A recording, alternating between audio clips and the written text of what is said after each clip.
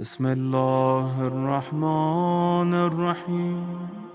علماء کرام کی خطابت کے ساتھ خطبہ اعظام کے بہترین خطابت کے ساتھ آپ کی خدمت مقدس میں ایک طالب علم کی حیثیت لیے ہوئے، اور یقیناً شب جمعہ بھی، شب توبہ بھی، شب مغفرت بھی، اور شب قبولیت دعا کے ساتھ ساتھ شب تذکر امام زمان بھی۔ یوں سمجھیے آج امام زمان کی اور رات میں ان کی جدہ کا نام لیا جائے گا، اور جب بھی کوئی امام زمان کو جناب سیدہ فاطمہ زہرا کا واسطہ دے کر دعا کی التماس کرے، سفارش کے لیے کہے، تو یقین رکھے سیدہ جس پر سائن کر دیں وہ درخواست کبھی رد نہیں ہو سکتی، کبھی اس درخواست کو خدا رد نہیں کر سکتا جس دعا کی درخواست پر امام زمان کا وسیلہ ہو سیدہ کے دستخط۔ صلوات پڑھیں محمد علیہ۔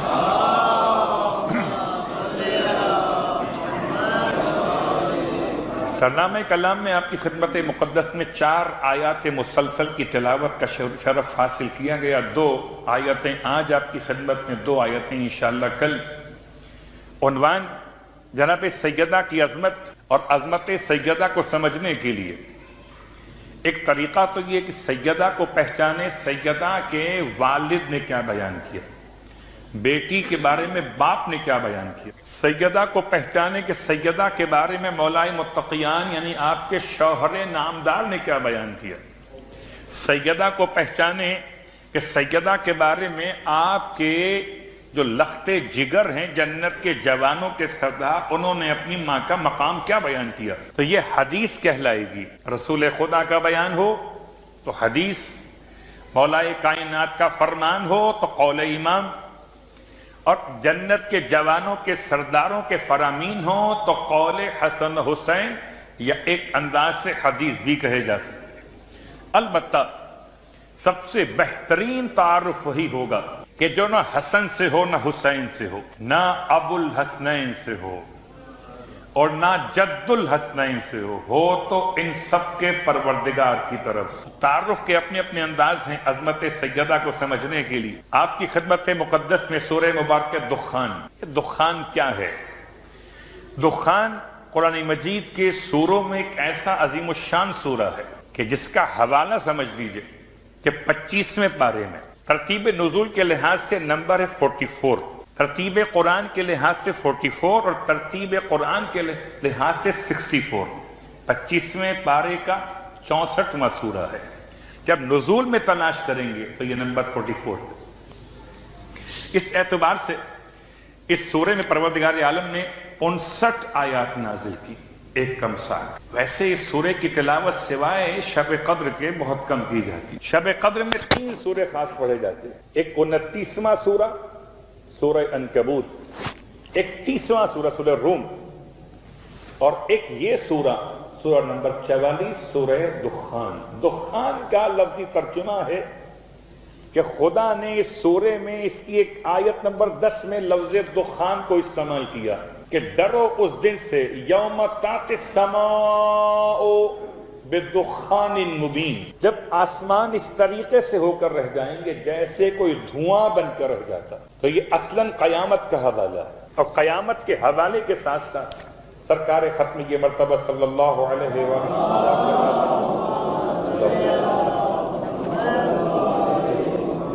کہ جو شخص بھی اس سورے کی تلاوت کرے، جو شخص بھی سورہ دخان کی تلاوت کرے، خدا وند عالم اس کے سارے پچھلے گناہوں کو بخش دیتا ہے، اور خاص شب جمعہ کی تاکید ہے۔ تو شب قدر تو بہت دور ہے، آج شب جمعہ ہے، اور شب جمعہ شب قدر ہو سکتی ہے اگر فاطمہ سمجھ میں آ جائے، اور اگر سیدہ سمجھ میں نہ آئے تو شب قدر بھی شب قدر نہیں ہے، بے قدری ہے، اور اگر سیدہ سمجھ میں آ رہی ہیں تو ہر رات شب قدر ہے کہ انسان تمام برکتیں، تمام فیوز سیدہ فاطمہ الزہرا صلوات اللہ علیہا کے نام سے۔ تو شب جمعہ تلاوت کریں سورہ دخان کی 59 آیات کی تلاوت کیجئے تاکہ پروردگار عالم انسان کے سارے پچھلے گناہوں کو بخش دے۔ یہ تو بات تھی شب جمعہ کی تلاوت کے اعتبار سے۔ البتہ اگر اس کو لکھ کر انسان گلے میں ڈال لے تو شیطان کے مکر سے محفوظ ہے، اور اگر اس کو لکھ کر سرہانے رکھ لے تو برے خوابوں سے محفوظ ہے، اور اگر اس سورے کو انسان لکھ کر اور اس سے دھو کے پی لے۔ کبھی کبھی ہم کہتے ہیں نا کہ مولانا کس کو یاد رہتی ہے، اتنی لمبی سورہ ہے، ایسا کریں کہ گھول کے پلا دیں۔ تو اگر واقعاً اس سورے کو لکھنے کے بعد گھول کے پلا دیا جائے تو انسان کے لیے سب سے بڑا مسئلہ وہ خاص طور سے آدھے سر کا درد، اسے میگرین کہتے ہیں یا مائگرین کہتے ہیں، کہ وہ ختم ہو جاتا۔ اگر انسان سورہ دخان کو لکھنے کے بعد اس کا پانی پی لے، لکھے خاک شفا سے یا لکھے زعفران سے، اور اسے دھو کے پی لے، تو ہر لحاظ سے یہ سورہ برکتیں لیے ہوئے ہے کہ دھو کے پی لو تو سر ٹھیک ہو جائے، اور سر کے نیچے رکھو تو خواب ٹھیک ہو جائے، اور گلے میں ڈالو تو شیطان دور ہو جائے، اور ویسے پڑھ لو تو قیامت تک محفوظ ہے۔ صلوات پڑھے محمد و آل محمد۔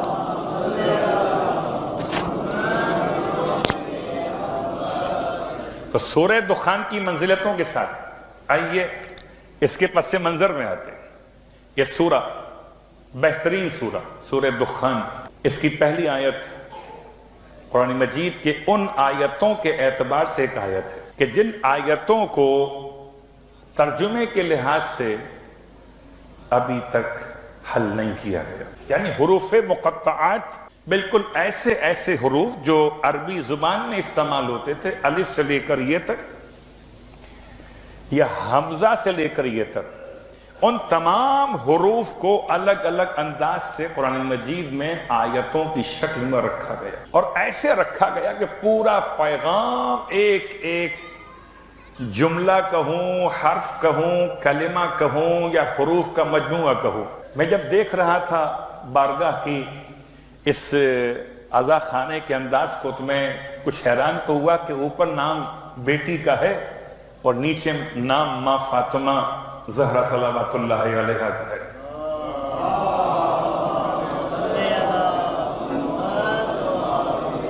کبھی کبھی ایسا ہوتا ہے نا کہ جناب بیٹی ماں سے آگے نکل جاتی ہے، تو کیا کمال سیدہ کی شخصیت اور تربیت میں کہ خدا نے 2 بیٹے دیے، دونوں جنت کے جوانوں کے سردار، اور 2 بیٹیاں دی، دونوں کے دونوں اپنے زمانے کے امام کی حفاظت کی ذمہ دار۔ تو اس اعتبار سے جناب سیدہ زینب کبریٰ صلوات اللہ علیہا کے پاس مولا کائنات علی ابن ابی طالب علیہ السلام کی آمد،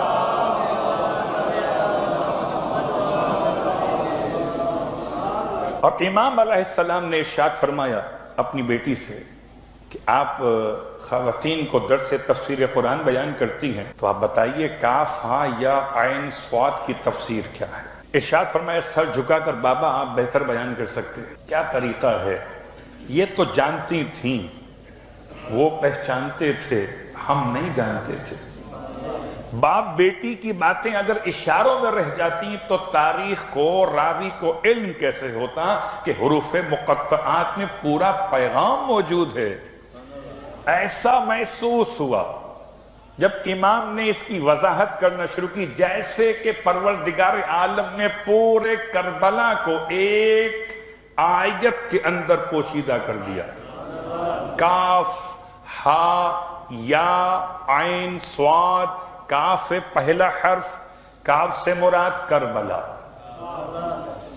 امام فرما رہے راوی نہیں، کاف سے مراد کتاب بھی ہو سکتی ہے، کاف سے مراد عربی زبان میں جتنے بھی حروف آتے ہوں سب کے سب ہو سکتے ہیں، کاظم بھی ہو سکتے ہیں، کتاب بھی ہو سکتی ہے، مگر جو سنا قرآن کو علی ابن ابی طالب سے تو سمجھ میں آیا کہ ہر جگہ کاف اور ہے، سورہ مریم کا کاف اور ہے۔ کاف سے مراد کربلا ہے، ہاں سے مراد لفظ ہلاکت میں پیغام شہادت امام حسین علیہ السلام ہے۔ اللہ اکبر۔ یا سے مراد یزید ہے، عین سے مراد آتش ہے، اور سواد سے مراد پیغام صبر ہے۔ کاف ہا یا عین سواد شروع کربلا سے ہے، مکمل سواد پر ہے۔ یوں سمجھیے کہ اگر سواد نہ ہو تو زینب کا عنوان نہ ہو، کہ جبل صبر زینب کبریٰ، کربلا شروع حسین سے ہے اور عروج زینب کبریٰ سے ہے۔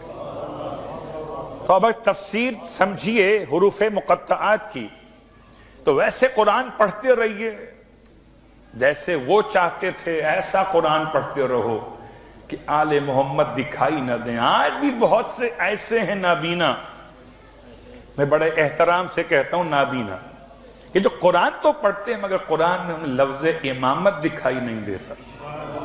وہ قرآن تو پڑھتے ہیں مگر قرآن میں فضائل آل محمد دکھائی نہیں دیتے۔ تو یہی طریقہ قرآن پڑھنے کا تو حاکم شام نے رائج کرنا چاہا تھا۔ البتہ جب قرآن آل محمد کے روایتوں کی روشنی میں پڑھیے تو پھر تفسیر کے ساتھ پڑھیے، صرف ترجمہ کافی نہیں ہے۔ حامیم پہلی آیت سورہ مبارکہ دخان کی بسم اللہ کے بعد، حامیم کا ترجمہ کیا؟ کہ ترجمہ ہا اور میم۔ اب ہا سے مراد کیا ہے اور میم سے مراد کیا ہے؟ جس کو جو سمجھ میں آئے وہ ترجمہ کر لے گا۔ ہا سے مراد علم ہے، میم سے مراد انسان کے لیے کہہ سکتا ہے موت ہے، تو جو ترجمہ چاہیں کر لے گا۔ خبردار اپنی رائے سے قرآن کے حروف مقطعات کا ترجمہ بھی مت کرنا، نہ ہا سے حلم کہو نہ میم سے موت کہو، بس جو علی ابن ابی طالب کہیں، ان کی اولاد معصوم کہے، وہی کہو۔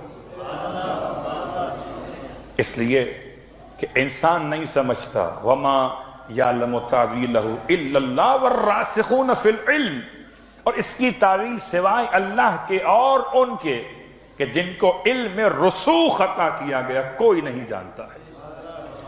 تو راوی اپنے مقام پر وہ شخص ہے جس کا عجیب و غریب واقعہ ہے۔ یہ شخص کون ہے؟ راوی کہتا ہے، راوی کا نام ہے جعفر بن یعقوب۔ یہ کہتا ہے کہ ہم امام جعفر صادق علیہ السلام کی خدمت مقدس میں موجود ہیں۔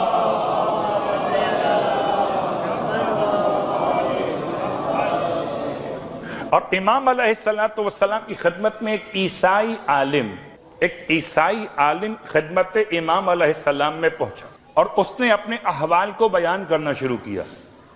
اس کا احوال طولانی ہے، آہستہ آہستہ بیان کروں گا تاکہ حامیم کے لفظ سے آپ کی خدمت میں لفظ مبارکہ تک کا سفر آج کچھ طے کر سکوں، باقی باتیں انشاءاللہ کریں۔ راوی کہتا ہے یہ آنے والا عیسائی عالم امام کی خدمت میں تعارف کراتا ہے کہ میں 30 سال تک خدا سے ایک دعا مانگتا رہا، 30 سال تک بس ایک دعا۔ کیا دعا؟ کہ خدا بند عالم تو مجھے روئے زمین پر سب سے افضل انسان کی ملاقات کا شرف عطا کر دے۔ اللہ اکبر۔ قبلہ لوگ 3 دن کے بعد دعا چھوڑ دیتے ہیں، 3 ہفتوں بعد دعا چھوڑ دیتے ہیں۔ ارے 3 مہینے کے بعد دعا چھوڑ دیں، 3 سال کے بعد اب تو قبول نہیں ہوتی۔ عجیب عیسائی عالم ہے، 30 سال تک ایک ہی دعا مانگتا رہا کہ خدایا مجھے روئے زمین پر سب سے افضل انسان کا پتہ بتا دے۔ رہتا کہاں پر ہے؟ دمشق۔ کہتا میں نے حالت خواب میں 30 سال بعد دیکھا کہ مجھے کوئی کہتا ہے کہ تم اگر کسی صاحب علم سے ملاقات کرنا چاہتے ہو تو چلے جاؤ دمشق بالائی حصے کی طرف۔ کہتا ہے میں دمشق بالائی حصے نہیں پہاڑی علاقوں کی طرف نکل گیا۔ دمشق میں پہاڑ موجود ہے، ویسے اگر آپ کے علم میں نہ ہوں تو میں اشارہ کر دیتا ہوں، بہت سارے عنوانات ہیں۔ اصحاب کہف کے نام سے منسوب شدہ، اصل نہیں ہے، منسوب شدہ غار موجود، تو پہاڑی کے اوپر ہے وہ، تو پہاڑ پہ آبادیاں ہیں۔ کہ تلاش کرتے کرتے میں پہنچا ایک ایسے شخص کے پاس جس سے ملاقات میں یہ بات کھلی۔ اس نے کہا اگر تم چاہتے ہو کہ علم یہودیت کے اعتبار سے سب سے زیادہ بڑے عالم کے پاس جاؤ تو اس کا نام صاباتی ہے، اور اگر چاہتے ہو کہ علم عیسائیت کے لحاظ سے سب سے بڑے عالم کے پاس آؤ تو میں خود ہوں۔ عیسائیت کا عالم میں، یہودیت کا عالم وہ۔ یہ کہتا ہے جناب میں 4 کتابیں پڑھ چکا۔ کون کہہ رہا ہے؟ آنے والا شخص۔ میں 4 کتابیں پڑھ چکا، کتاب توریت، کتاب انجیل، کتاب زبور اور کتاب قرآن مجید، 4 پڑھ چکا ہوں۔ مجھے کوئی ایسا عالم بتائیے ساری کتابوں کو جانتا ہوں۔ نہ مجھے صرف عیسائی عالم چاہیے، نہ مجھے صرف یہودی عالم چاہیے، مجھے وہ عالم چاہیے جو آسمان سے ساری کتابیں جو نازل ہوئی ہیں سب کو ہی جانتا ہو۔ یہ بیان کر رہا تھا اس نے کہ اچھا اگر تم اس کی تلاش میں ہو تو میں تمہیں خبر دیتا ہوں کہ یثرب چلے جاؤ۔ کہتا ہے یثرب کیا ہوتا ہے؟ کہ یثرب نہیں سمجھتے تو سمجھو مدینۃ الرسول۔ یاد رکھنا وہاں کا جو والی ہے وہ محب آل محمد نہیں ہے۔ جس شخصیت کے پاس میں تمہیں بھیج رہا ہوں اس کا تعلق آل محمد سے، اور وہاں کا والی محب آل محمد نہیں ہے، بلکہ اس علاقے کا بڑا حاکم بھی آل محمد کا محب نہیں ہے۔ تو بڑا خیال کرنا، تمہیں جانا ہے بقی کی طرف، اور بقی کے پیچھے جا کر محلہ بنی عمر میں تلاش کرنا، پوچھنا کہ عالم کہاں رہتا ہے۔ نام نہیں بتایا، صلوات پڑھیں محمد والے محمد۔